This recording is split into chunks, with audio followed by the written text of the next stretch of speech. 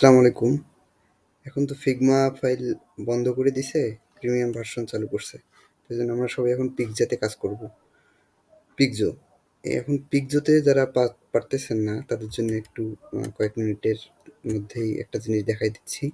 তাহলে developer mode option চালু হবে। প্রথমে pixo.net গিয়ে একটা অ্যাকাউন্ট ক্রিয়েট করে নেবেন। তারপরে আপনার এই যে আমাদের যে অ্যাসাইনমেন্টের যে বাস টিকিট ল্যান্ডিং পেজের যে ফিগমা ফাইলটা দেওয়া হয়েছে সেটা শুধু এখান থেকে ড্রাগ অ্যান্ড ড্রপ করে এখানে দিবেন। আমার আগে থেকেই ছিল, ড্রাগ ড্রপ করা ছিল, সেজন্য দেখালাম না। তারপরে এখানে এরকম একটা অপশন আসবে,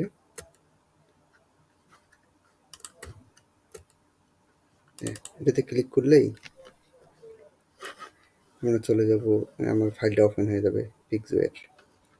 এই যে আমাদের যে ফাইলটা, এই ল্যান্ডিং পেজটা দেওয়া হয়েছে সেটা। এখানে আপনার স্পেস যে বাটন আছে সেটা ধরে নড়াচড়া করলে, সেটা ধরে মাউস ধরে নড়াচড়া করলে চতুর্পাশে নড়াচড়া করবে আর কি। মানে ধরেন যে এটা ফাইল আছে, এটা ফাইল আছে। আবার control plus mouse up button click করলেই তো স্ক্রল করলে আপনার ইয়ে হয়ে যাবে, বড় হবে। এটা তো জানেন। তো ফিগমাতে অন্য একটা সিস্টেম ছিল ডেভেলপার মোড চালু করার। এখানে আর একটা সিস্টেম।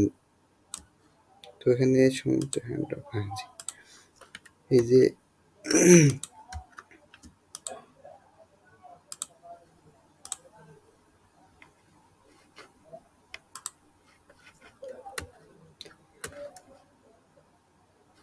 যে এখানে যে আছে আপনার হ্যান্ড অফ, এটাতে গেলে আপনার এই ইন্টার ডেভেলপার মোডে গেলেই আপনি ওই যে দেখতে পাবেন। ধরেন যে এখানে ক্লিক করলাম, এটা আমাদের দিছে কি কি ও রেলওয়ে। ধরেন যে ফন্টের নাম রেলওয়ে। তারপরে আবার এই যে যেমন ফিগমাতে আমরা বুঝতাম যে এই ধরেন যে এটা থেকে এটার দূরত্ব কতটুকু, 248 পিক্সেল।